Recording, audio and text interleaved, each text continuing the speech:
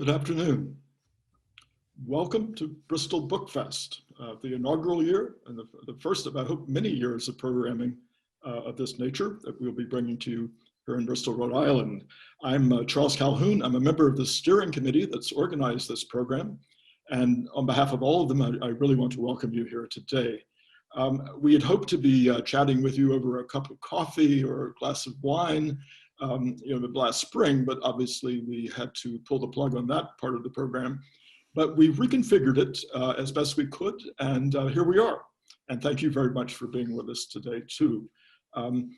It is going to extend over 3 days, as you probably figured out by now, 2 hours each day. We didn't want to subject anyone to Zoom fatigue, so we're keeping it in that time frame.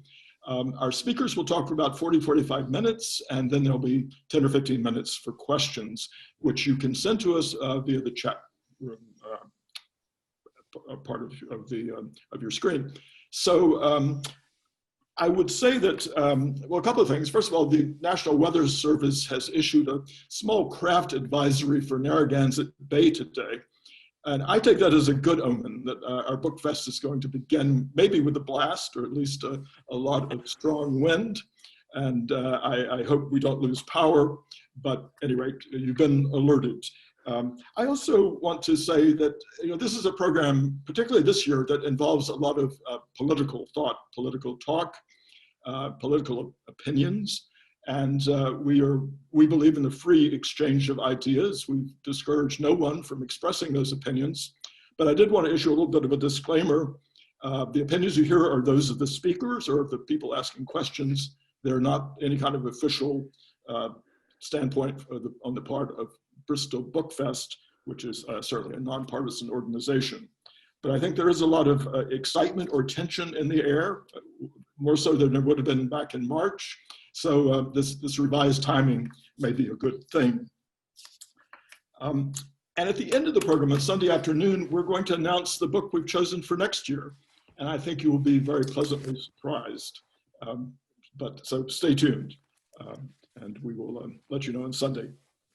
So when we were planning the program and looking for speakers, I approached Robert Penn Warren's daughter, Rosanna Warren, who is herself a very distinguished poet and essayist and biographer. And she immediately mentioned two names, those of Ernest Suarez and John Burt. And we're very, very happy that they both agreed to be here with us today. All of our presenters very cheerfully agreed to go into this new format, and I appreciate that very much. It's somewhat of a novelty to all of us, although they, of course, have been teaching online for some time now, for some months. So we're going to hear from Professor Suarez first. Let me just say a little bit about him. I'm not going to offer long biographical introductions to our speakers. You can find that information on our website or Facebook page. But I do want to just say a few things about him before we get started. Ernest Suarez is the O'Connell Professor of English and the chair of the department at the Catholic University of America in Washington, D.C. He's also the executive director of a very interesting national group, the Association of Literary Scholars, Critics, and Writers. But he has a sort of parallel life as a jazz musician and music critic and jazz historian. He is the co-curator, for example, of a site called Hot Rocks, which is part of the journal 5 Points. You can find this online. Hot Rocks is an initiative to combine the consideration of blues, jazz, and poetry. For example, one of the things they might deal with would be, what influence did Thelonious Monk find in the writings of Emily Dickinson? Things of that sort. So it's a very innovative and interesting sideline to a more straightforward academic career. And I'm delighted that a person of such versatility and wide range of interest is with us today. The manifesto that Hot Rocks has put out includes this phrase: "We believe artists' personal stories are vital to understanding creativity and why poetry, song, and art are necessary to the human condition." Well, we're going to hear a good deal in a few minutes about Robert Penn Warren's personal story, and the person who is going to conduct us through that and through an introduction to his great novel is Ernest Suarez. Ernest, a warm welcome to you from Bristol, Rhode Island. I wish you could be here in person. Thank you very much, Charles. It's an absolute pleasure to be here. And thanks to everyone out there for Zooming in. I'm happy to be here speaking on one of my very favorite topics, and that's Robert Penn Warren and his great novel, All the King's Men. Following my talk, you'll get to listen to John Burt. There's no better scholar of Warren's work, and he has very few peers among literary scholars than John Burt.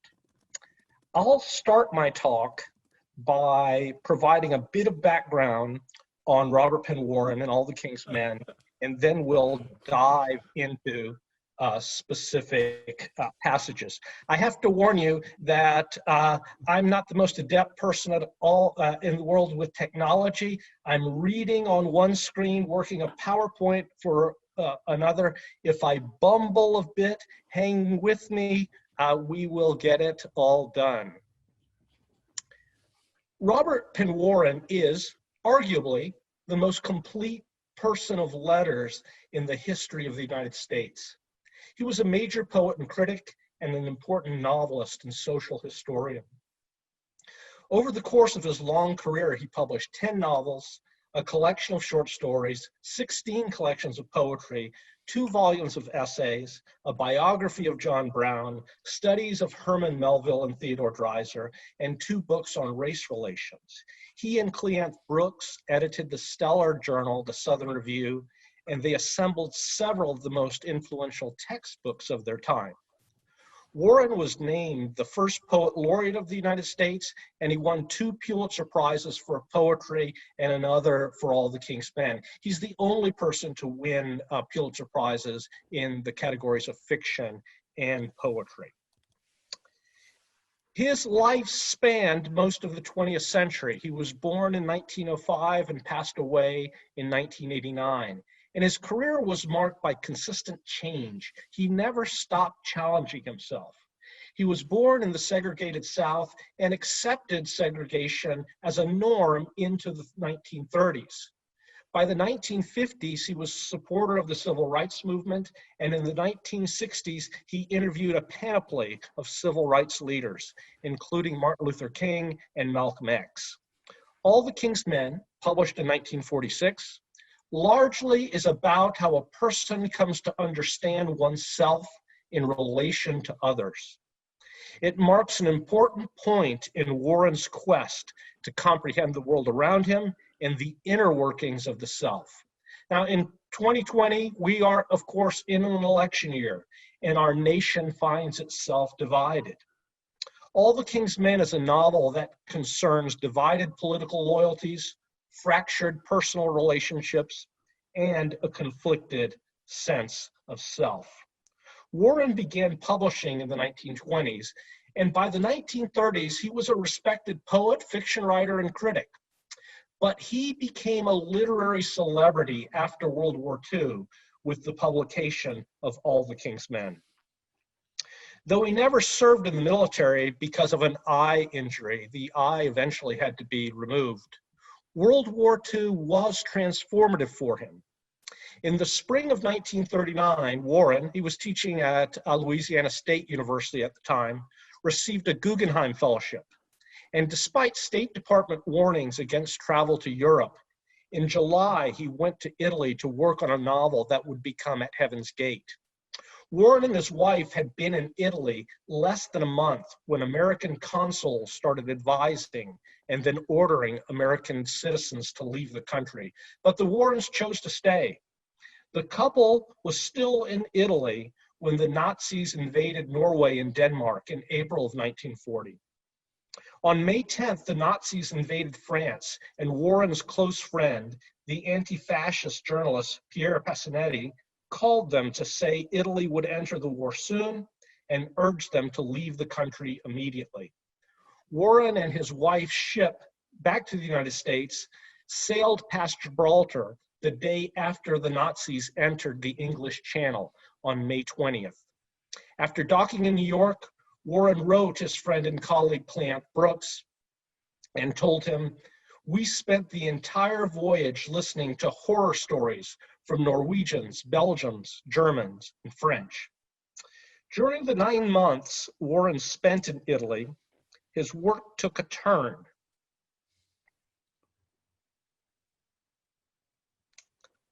Simply put, his poetry and fiction of the late 20s and the 30s had been accomplished, but it wasn't really distinctive.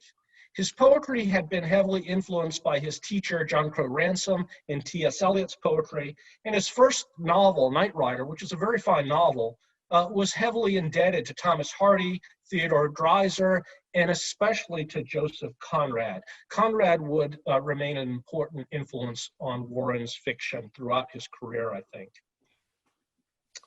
But in Italy, Warren began incorporating images into his poetry, which, as his biographer Joseph Blotner points out, suggests Pablo Picasso's Guernica, painted 4 years before.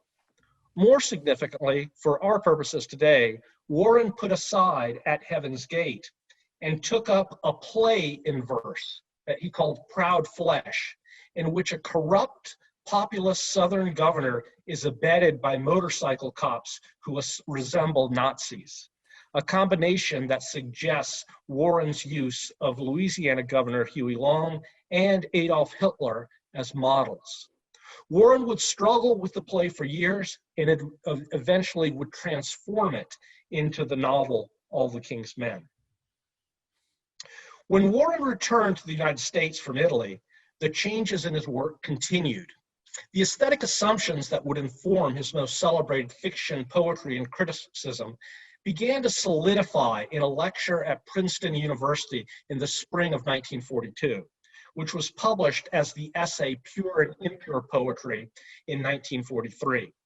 After writing that essay, Warren never looked back, a development suggested by the fact that he never reprinted or anthologized any of the essays he published before Pure and Impure Poetry.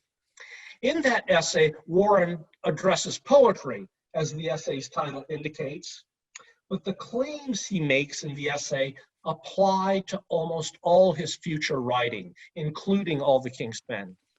In Pure and Impure Poetry, Warren claims, and I quote, that this imperfect world calls for poems that mar themselves with cacophonies, jagged rhythms, ugly words and ugly thoughts, colloquialisms, cliches, sterile technical terms, headwork and argument, self-contradiction, cleverness, irony, realism, all things which call us back to the world of prose and imperfection. He stresses that a writer, and I quote, proves his vision by submitting it to the fires of irony, to the drama of his structure, in the hope that the fires will refine it, if the writer wishes to indicate that his vision has been earned, that it can survive reference to the complexities and contradictions of experience. The world of prose and imperfection, the fires of irony, and the complexities and contradictions of experience would play an important role when Warren turned the play Proud Flesh into the novel All the King's Men. Warren was working on the conversion in 1945 when Scribner's, one of the top publishing houses of the day, contracted him to write an introduction to a new edition of Ernest Hemingway's A Farewell to Arms. By December of 1945, Warren had completed his essay on Hemingway. We know this because he sent Catherine Ann Porter a copy. But publication of the new edition was delayed, and in 1947 he published the essay titled Ernest Hemingway in the Kenyon Review, and the Scribner's edition with Warren's essay would eventually come out in 1949.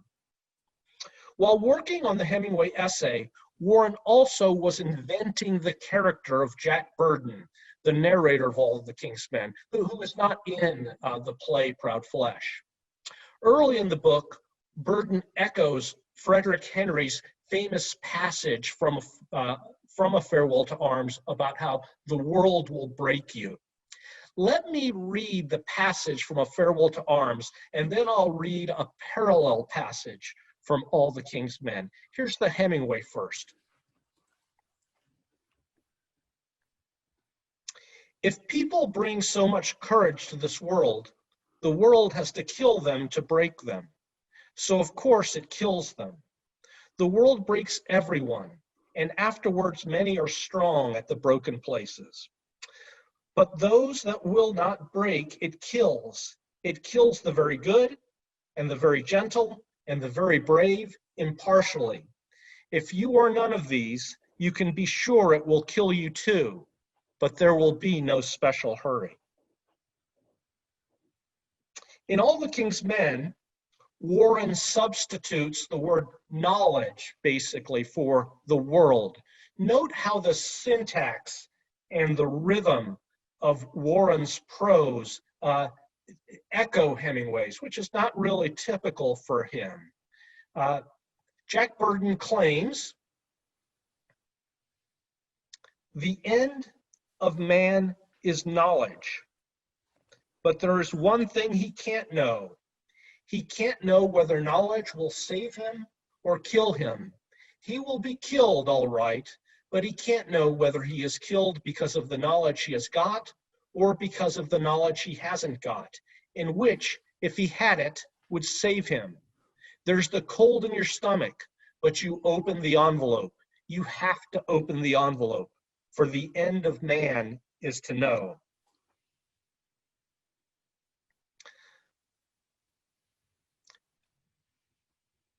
This passage points to an essential difference between Frederick Henry's claim that the world will break you in Hemingway's novel, which was written after World War I, and Jack Burton's assertion that the end of man is knowledge in a novel written after World War II. In August of 1945, when Warren was working on his Hemingway essay and creating Jack Burton, American B-29s dropped atomic bombs on Hiroshima and Nagasaki. The phrase, the end of man is knowledge, suggests that humans are compelled to know, despite the fact that knowledge may contribute to our demise, to our end even. The Manhattan Project, led by several physicists who had won or would win the Nobel Prize, generated knowledge that killed 150,000 people instantly and effectively ended World War II, saving countless other lives. It advanced technologies that still threaten and serve us today. The concept of knowledge as a double-edged sword plays a key role in All the King's Men, and the book's structure reflects this. All the King's Men contains two central characters, Jack Burton and Willie Stark, and it's important to note that our narrator, Jack, tells the story in retrospect. The events all are part of Jack's past and are not presented chronologically. Towards the end of the novel, there's a passage about the relationship between memory and meaning that helps illuminate why Warren structures the novel in this way. There was at first an impression of the logic of events, caught flickeringly at moments. But as they massed to the conclusion, I was able to grasp, at the time, only the slightest hint as to the pattern that was taking shape. This lack of logic, the sense of people and events driven by impulses which I was not able to define, gave the whole occasion the sense of dreamlike unreality. It was only after the conclusion, after everything was over, that the sense of reality returned, long after, in fact, when I had been able to gather the pieces up for the puzzle and put them together to see a pattern. This is not unremarkable, for as we know, reality is not a function of the event as the event, but of the relationship of that event to past and future events. We seem here to have a paradox. The reality of an event, which is not real in itself, arises from other events, which, likewise, in themselves are not real. But this only affirms what we must affirm, that direction is all. And only as we realize this do we live, for our identity is dependent upon this principle.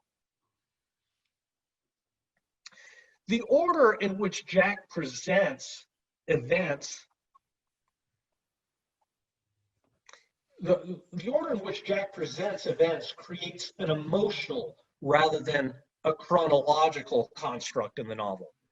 Jack explains his relationship with Willie and Anne and Adam Stanton, Judge Stanton, his mother, and other characters in order to show what he's learned about himself and the world he inhabits, including the world of politics and family.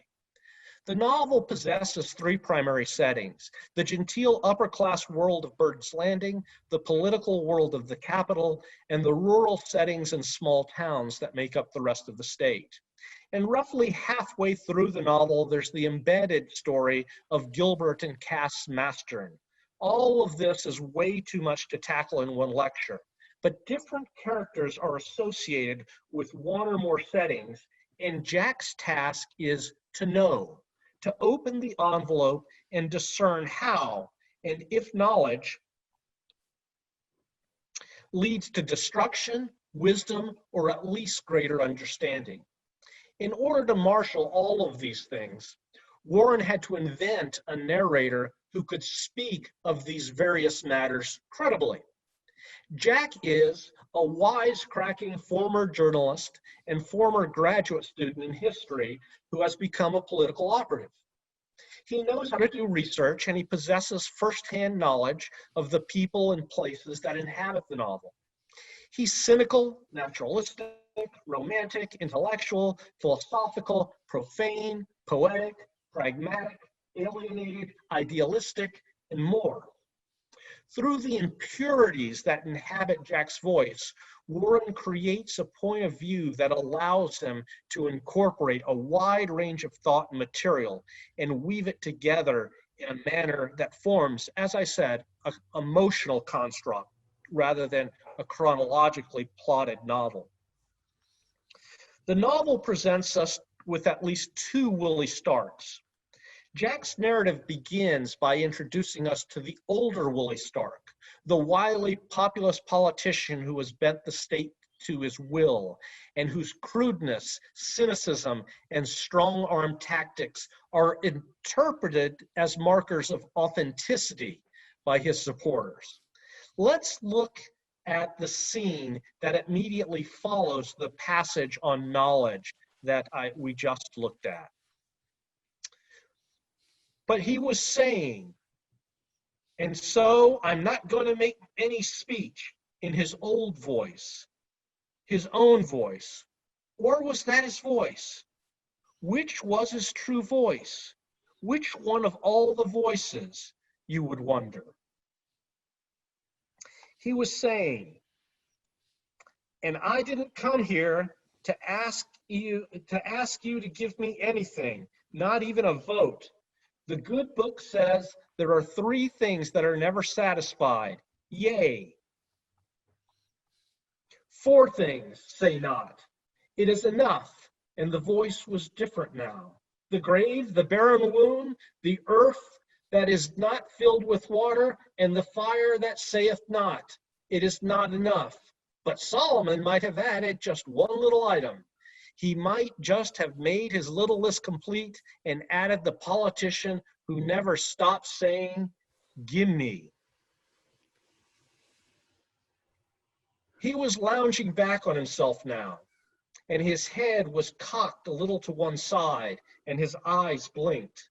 Then he grinned and said, if they had politicians back in those days, they said, "Gimme," just like all us politicians do. Gimme, my name's Jimmy. But I'm not a politician today. I'm taking the day off. I'm not even going to ask you to vote for me.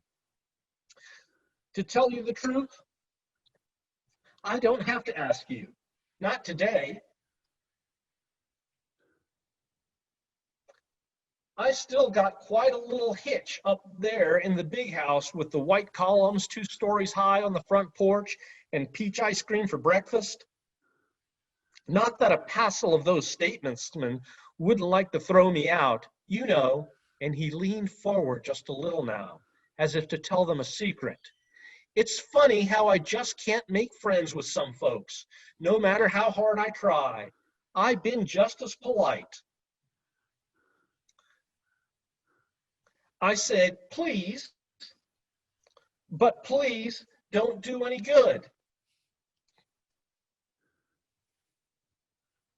But it looks like you've got to put up with me for a spell longer, and you have before you get shed of me. So you better grin and bear it. It's not any worse than boils now, is it? He stopped and looked all around, right down at them, moving his head slow, so that he seemed to look right in the face here and stop for just a split second, and then to move on to another one a little farther. Then he grinned, and his eyes blinked, and he said, huh, what's the matter? Cat got your tongue? Boils on the tail, somebody yelled back in the crowd. Damn it, Willie yelled right back. Lie on your stomach and go to sleep. Somebody laughed. And, yelled Willie, thank the good Lord who in his everlasting mercy saw fit to make something with a backside and a front side to it out of the skimpy little piece of material provided in your case. You tell 'em, Willie, somebody yelled back in the crowd. Then they started to laugh.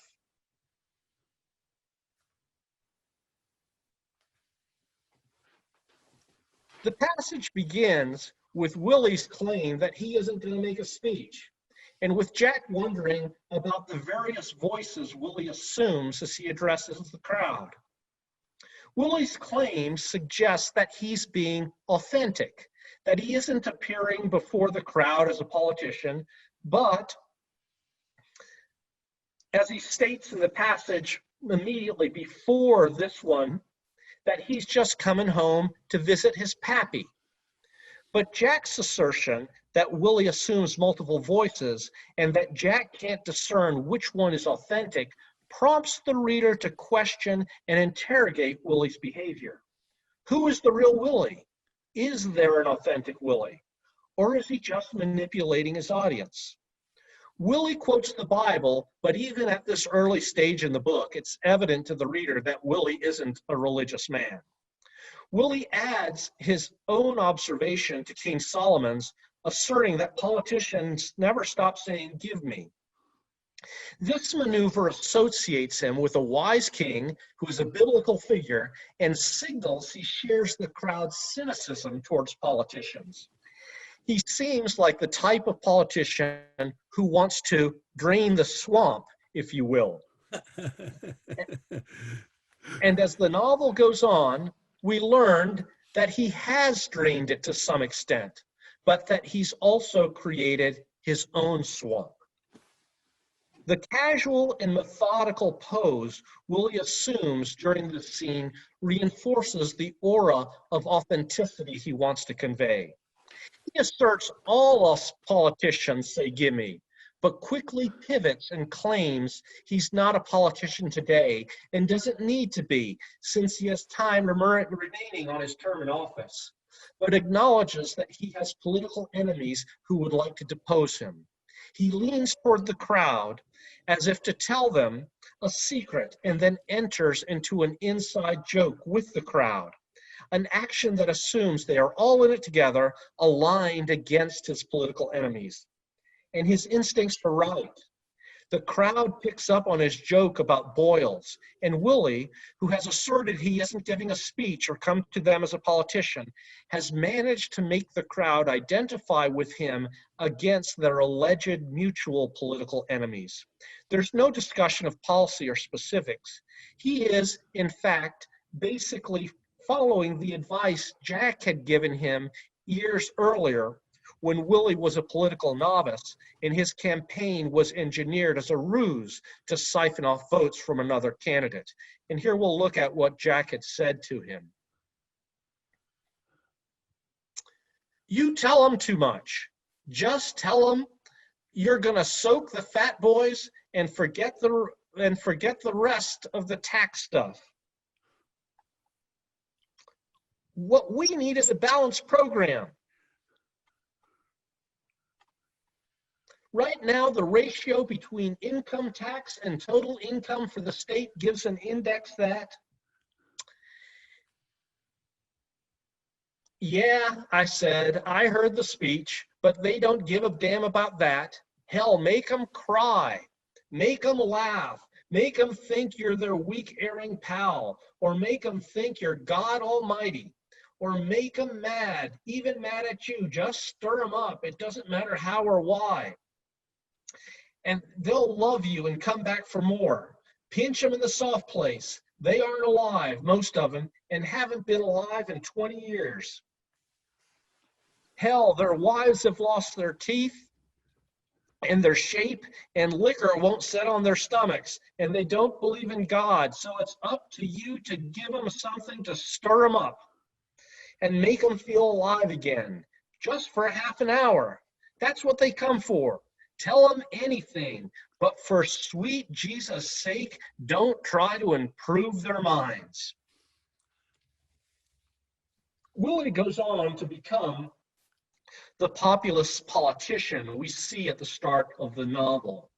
The political scientist Cass Mudd defines populism, and I quote, as an ideology that considers society to be ultimately separated into two homogeneous and antagonistic groups, the pure people versus the corrupt elite, and which argues that politics should be an expression of the general will of the people.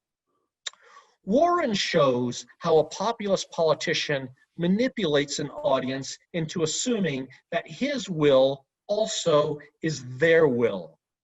In Warren's presentation of Willie as a populist, he identifies powerful emotion as central to this exchange.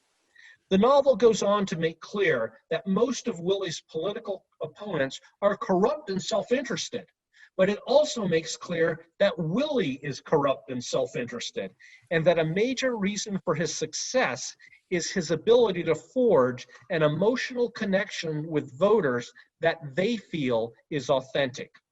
People who oppose him politically don't just disagree with him on policy, they are his enemies and the enemies of the people.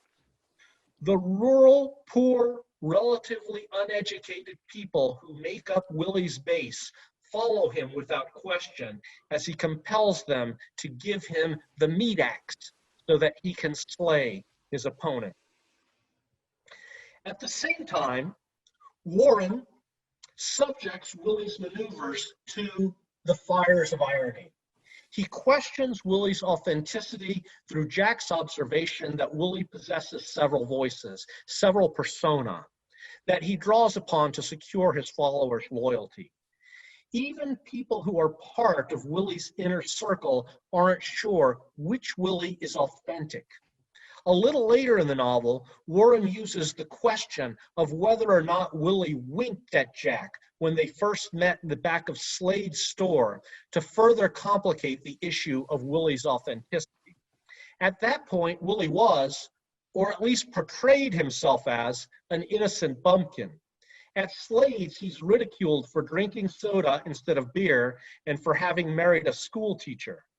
Jack recalls that when he and Willie shook hands, that Willie gave his hand 3 decorous pump-handle motions and said, "Glad to meet you, Mr. Burden," like something he had memorized. And then I could have sworn he gave me a wink. Jack tells us that 12 years later, at a time when the problem of Willie's personality more imperiously occupied my rare hours of speculation, he asked Willie if he had winked at him. Willie, who is now governor and drinking scotch and in a posh room, remembers the incident but refuses to answer. The exchange makes Jack and the reader question whether or not, or to what extent, Willie ever was as unsophisticated as he seemed. The question is important to Jack because he is questioning the authenticity of his own experience, questioning who he is and who others are. Again, it's important to remember that Jack is telling the story in retrospect, and that in that telling, events are not presented chronologically. Jack presents them in order to make sense of his relationship with Willie and others. The knowledge he seeks may save him or destroy him, but he can't avoid it. But the dangers involved in this process become evident in Jack's relationship with Judge Irwin when they open the envelope.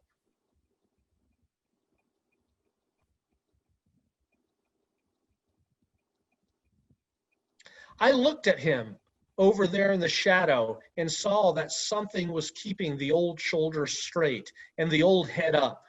I wondered what it was. I wondered if what I had dug up was true. I looked at him and didn't want it to be true. With all my heart, I discovered I didn't want it to be true. And I had the sudden thought that I might have his drink of gin and tonic and talk with him and never tell him, and go back to town and tell the boss that I was convinced it was not true. The boss would have to take that. He would pitch and roar, but he would know it was my show. Besides, by that time, I would have destroyed the stuff from Mrs. Littlepaw. I could do that. But I had to know. Even as the thought of going away without the knowledge came through my head, I knew that I had to know the truth. For truth is a terrible thing. You dabble your foot in it and it is nothing. But you walk a little farther and you feel it pull you like an undertow or a whirlpool. First, there is the slow pull, so steady and gradual you barely notice it, then acceleration, and then the dizzy whirl and the plunge to blackness. For there is a blackness of truth too. They say it is a terrible thing to fall from the grace of God. I am prepared to believe that.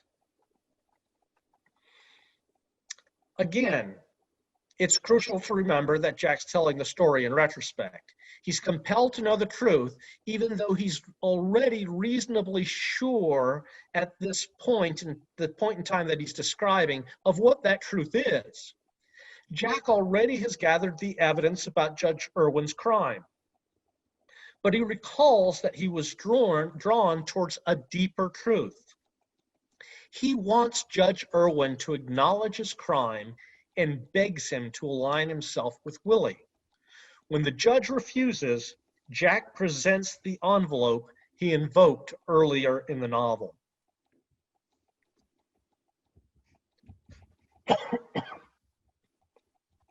I stepped to the chair which I had occupied and leaned down to pick up the manila envelope on the floor beside it. Then I moved to his chair and laid the envelope in his lap. He looked at the envelope without touching it. Then he looked up at me, a hard, straight look out of the yellow agates with no question in them. Then, without saying a word, he opened the envelope and read the papers there. The light was bad, but he did not lean forward. He held the papers one by one up to his face. He read them very deliberately. Then he laid down the last deliberately on his lap.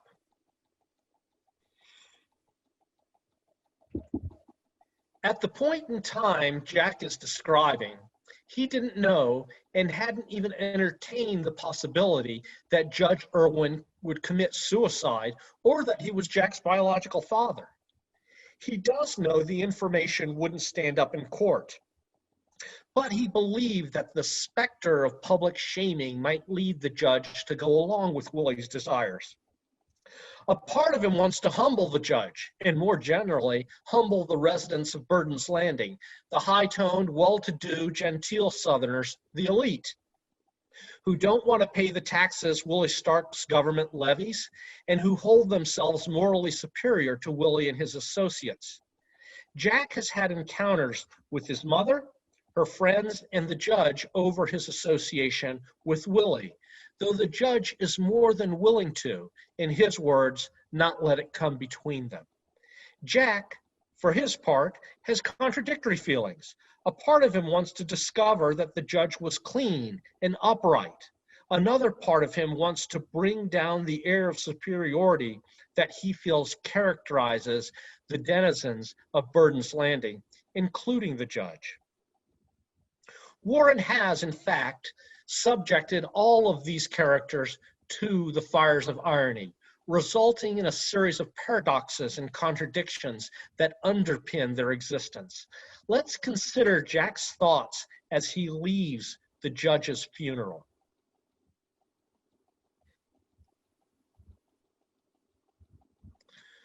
So I left my father and walked down the row. I had by this time grown accustomed to think of him, of my father. But this meant I had disaccustomed myself to thinking of him, to thinking of the man who had been the scholarly attorney as my father. There was a kind of relief in knowing that that man was not my father. I had always felt some curse of his weakness upon me, or what I had felt to be that.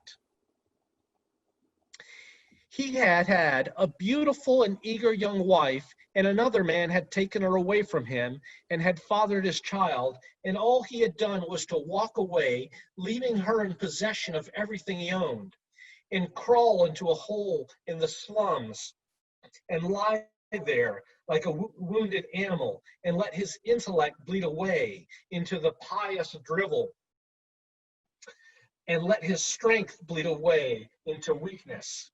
And he had been good.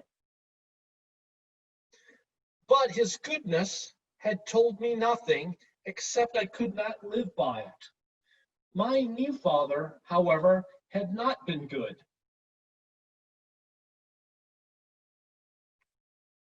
He had cuckolded a friend, betrayed a wife, taken a bribe, driven a man, though unwittingly, to death. But he had done good. He had been a judge, and he had carried his head high. That last afternoon of his life, he had done that. He hadn't said, "Look here, Jack, you can't do it. You can't. You see, I am your father." The judge does, however, acknowledge his paternity by leaving Jack his house and his money. I was the sole heir to the estate which Judge Irwin had saved years before by his single act of dishonesty, the act for which I, as the blameless instrument of justice, had put the pistol to his heart. The whole arrangement seemed so crazy and so logical that after I had hung up the phone, I burst out laughing and could scarcely stop. Before I stopped, as a matter of fact, I found that I was not laughing at all, but was weeping and saying over and over, "The poor old bugger, the poor old bugger." It was like ice breaking up after a long winter, and the winter had been long.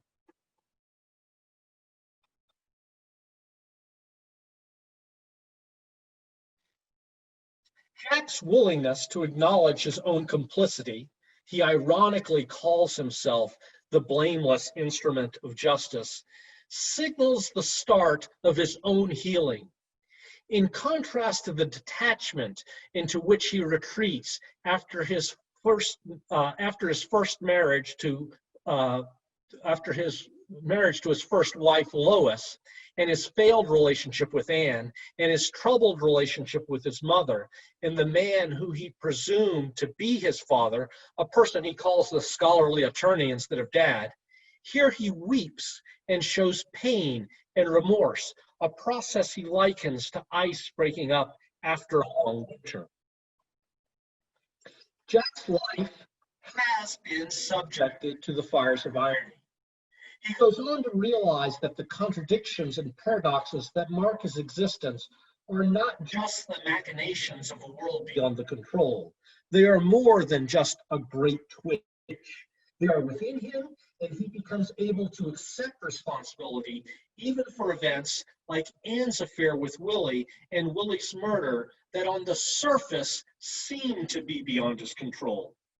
After he reads Sadie's letter asking him to consider sparing Anne the public spectacle of outing Tiny Duffy, he's able to see the full extent of his complicity in Willie's death and declines to out Duffy.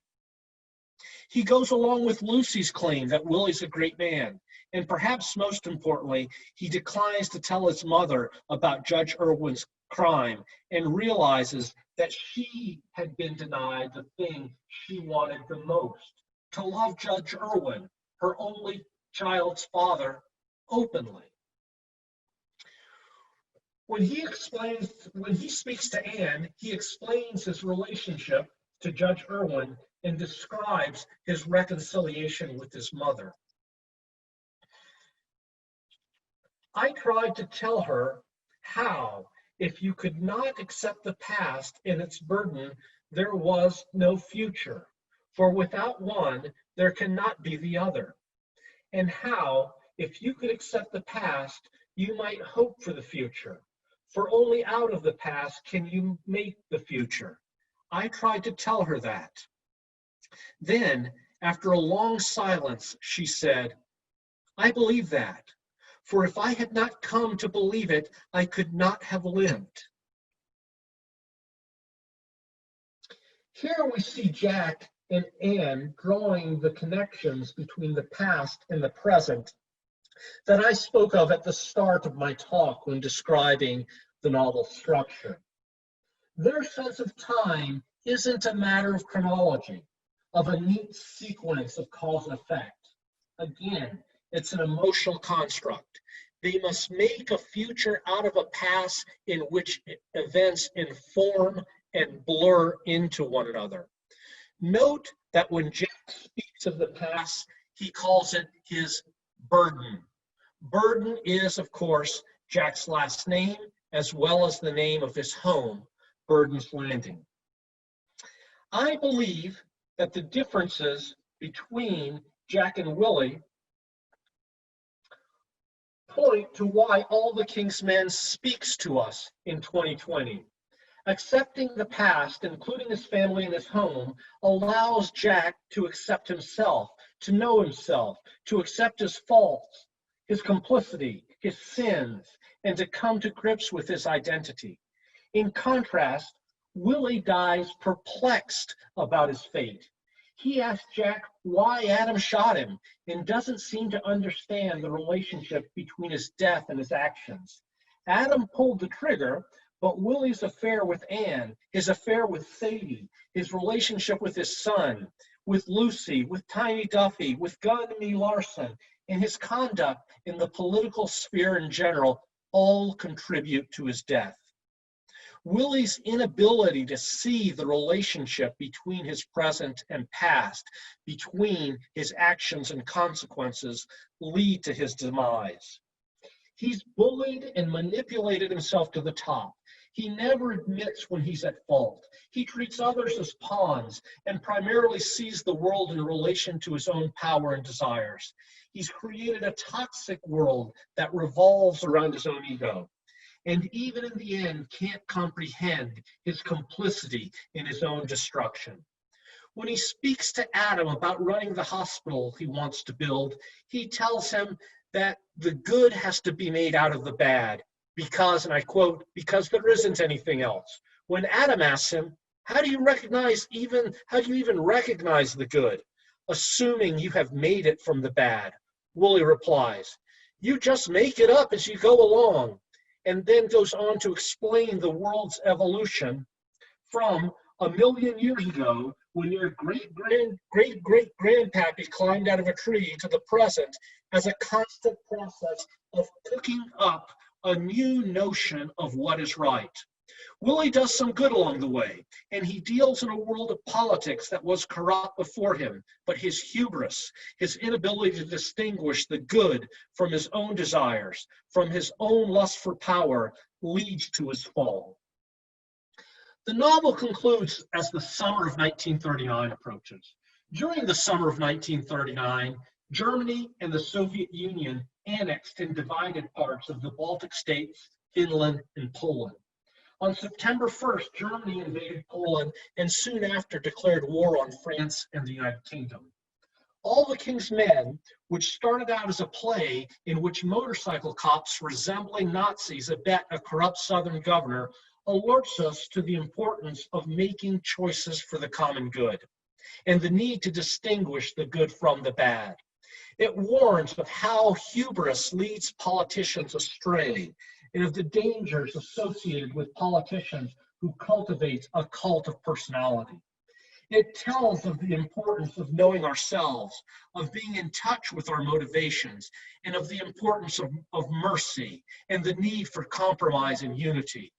In the end, Jack takes the scholarly attorney into his home, the home he inherited from his biological father. He marries Anne, with whom he shares love in a very complicated past. They are poised, as the novel's famous final words tell us, to go into the convulsion of the world, out of history, into history, and the awful responsibility of time. Thank you.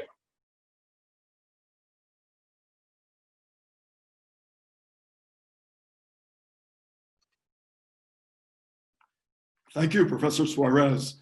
That was splendid. A wonderful way to kick our program off. We're very, very grateful to you for being here today. We have time for a couple of questions that have come in. Let's see, one listener asked, how do you describe Warren's voice as a writer relevant to the pursuit of knowledge? Well, I think his voice changes, and I think that All the King's Men is a key in that change.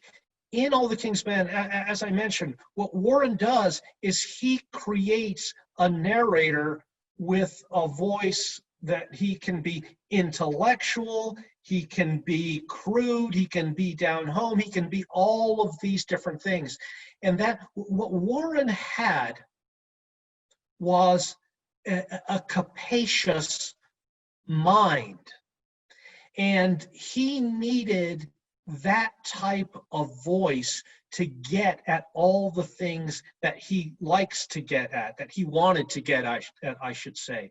Warren always, when asked how did he decide whether he was going to write poetry, a novel, criticism, whatever, Warren's answer was, well, what I do is think about what form lets me say what I want to say the best. And then he uses that voice of Jack Burton, in his poetry, in his criticism, in his novels, in different ways. Thank you. Another question is, it reads, family fidelity and morality seemed intertwined with failures. Is there a difference in the way we approach such things or see such things between 1946, when the book came out, and today? I mean, I think that's difficult to answer, and it's up to people's personal circumstance. But what I think in general is, at least for me still, family stability, circumstance, and those things are important. And I think they were for Warren. He had a very troubled first marriage, and then had a very successful second marriage in which he had children who he wanted. And I think there's no coincidence that his writing after his marriage to Eleanor Clark, who she herself was a Pulitzer Prize winner, just took off. Warren, All the King's Men is usually considered his great novel. But Warren, among Warren's scholars, his great achievement is the poetry, and particularly the poetry that he starts writing in the 1950s and after. But the other thing is that Warren, as a novelist, poet, and critic, as all three things, had a major career. Very few people have one of those, and he had all three. Thank you. One other quick question. it seems from one's point of view that the book is about Jack Burton, yet most readers come away from it. They remember Willie Stark instead. Did Willie steal the book from Jack? I think that Jack stole the book from Willie. Because the play and even initial drafts emphasized Willie more. But in the novel, of course, emphasizes him very much. But I think it's a balancing act. And I think that we see the story through Jack's eyes. And and I think the voice is so compelling that it draws attention to Jack. But I think Willie's very alive and present. And I think many of the other characters are too in the novel. Well, thank you again so very much. We're going to take a 5-minute break now and then return to hear from Professor Burt. Thank you. Don't stretch your legs, but don't go away too far.